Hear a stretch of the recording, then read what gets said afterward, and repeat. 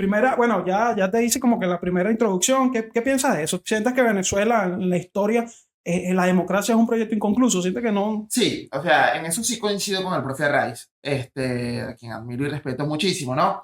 A pesar de que hay visiones también que naturalmente como historiadores no compartimos, porque donde hay tres historiadores hay tres versiones del pasado, y eso es normal. Malo sería más bien que hubiera consenso, porque la historia no es monolítica, no es un discurso único, ¿no? Siempre hay disenso y eso es importante. Yo sí creo que en Venezuela han existido proyectos democráticos, no uno solo, como tal vez pudiera afirmarlo Germán Carrera Damas, ¿no? Que es la larga marcha de la sociedad venezolana hacia la democracia.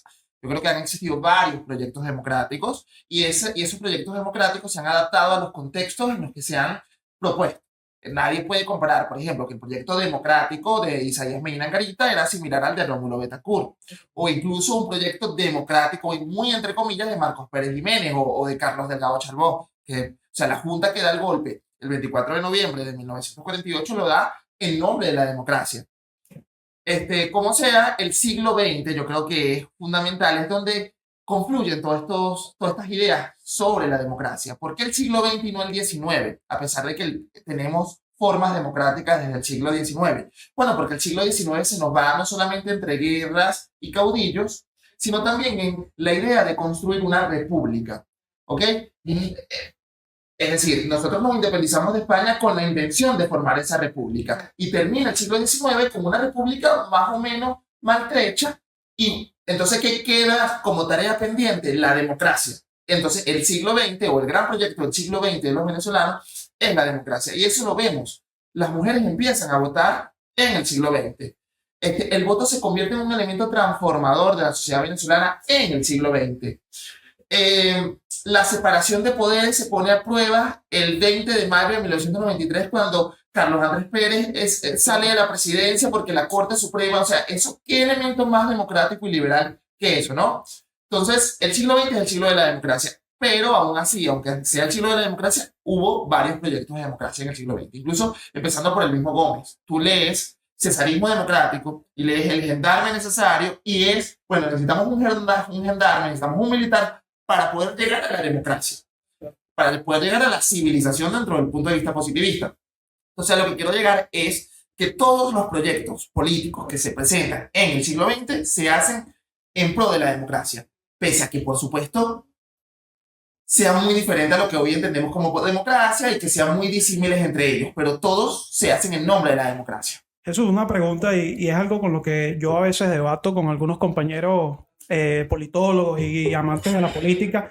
¿Consideras, yo a veces lo veo en perspectiva y digo, y si el problema es que Venezuela no entiende la democracia y quizás la democracia no es para nosotros? Porque bueno, la democracia, a pesar de que es lo único que tenemos actualmente, o sea, la democracia, por eso es que, ojo, por eso es que creo que la mayoría de las naciones del mundo por X o por Y o de una forma u otra siempre intentan buscar la democracia, ¿no? O sea, bueno, vamos a votar, no importa que digan que, bueno, pero ¿quién cuenta los votos? No importa, pero todavía tienen esa como idea de que es necesaria la democracia, pero tú, que asumo que te sientes familiarizado con la democracia, sientes que Venezuela finalmente en su futuro tendrá democracia o es que tenemos que volver al siglo de los caudillos y que bueno, mano, si usted quiere tomar el poder, vaya desde allá, desde Táchira y véngase con Sí. unos.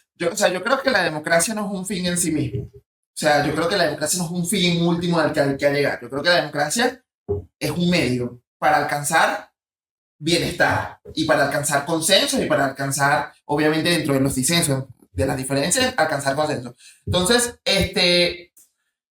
habría que ver cuál modelo de democracia, que justamente yo creo que es a lo que tenemos que apuntar, se adecua más al país y con cuál modelo de democracia la sociedad en su conjunto puede sentirse plena y en bienestar. ¿Por qué digo esto? Porque tú debates ahorita con cualquier persona del sector oficialista, y te va a decir que esto es democracia, porque se votó, porque él entiende la democracia de esa manera. Tú debates con un medinista, que hay muchísimos medinistas trasnochados ahorita, que Medina. Hay uno por allí que tienen un lápiz en el logo que les gusta mucho Medina, ¿verdad, Abraham? ¿Tú conoces? Bueno, Medina tuvo debates con medinistas y te va a decir, mira, pero es que la democracia, o sea, al final se trata de cultivarla y de defenderla. Yo creo, sí, a lo mejor un criterio muy personal, a mí en Twitter se puede ser ADECO, yo no soy ADECO, nunca he militado en la Acción Democrática, ni mucho menos, pero yo sí creo que el periodo histórico que va desde 1958 a 1998 es un periodo histórico excepcional en nuestra historia. ¿Por qué? Porque sí, hubo la persistencia de dos partidos prácticamente hegemónicos sobre los demás, pero hubo democracia, hubo garantías de alternar el poder. Tú empiezas a ver los checks de la democracia y lo tienes en ese periodo.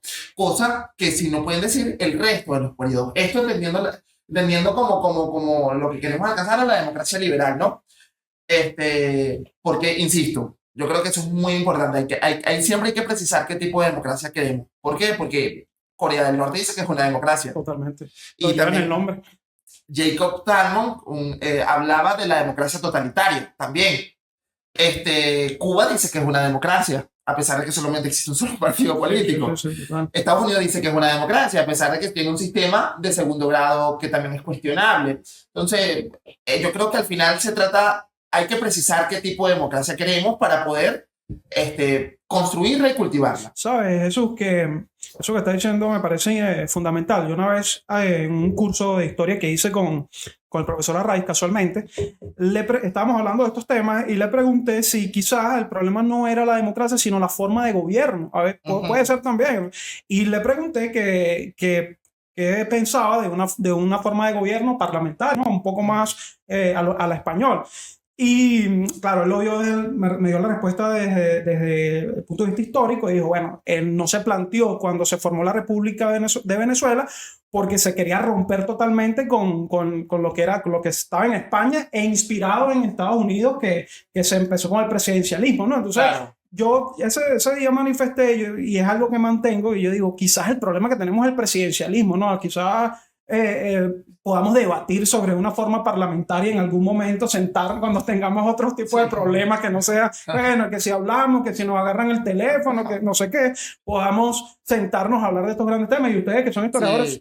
Sí, yo creo que, yo creo que el presidencialismo tiene muchísimo peso, no solamente por el tema de la inspiración estadounidense, que es notable, sí, ni siquiera por diferenciarnos con España, porque cuando nosotros nos independizamos de España, España es una monarquía absoluta. O sea, no hay... yo creo que tiene mucho peso por el personalismo político que está muy arraigado a la sociedad. Y no solamente, ahí sí coincido con el profesor Arraiz en ese libro, que él habla, y en la presentación de ese libro que hicimos en el Trasnocho Cultural, él decía que la sociedad venezolana no tenía un ADN democrático, sino más bien un ADN autoritario. ¿Por qué? Porque hablaba de que ni siquiera con el periodo colonial, cuando seguíamos al rey, incluso antes del periodo prehispánico, siempre teníamos un cacique, un tipo que ponía orden, ¿no? Yo creo que el personalismo político sí ha tenido que ver con el tema del presidencialismo y con esa forma de democracia presidencialista que tenemos. Incluso cuando nosotros hacemos elecciones parlamentarias no hacen tanto ruido como una elección presidencial, porque la gente lo asocia más con la imagen, con la cara, con una persona, y con una idea también.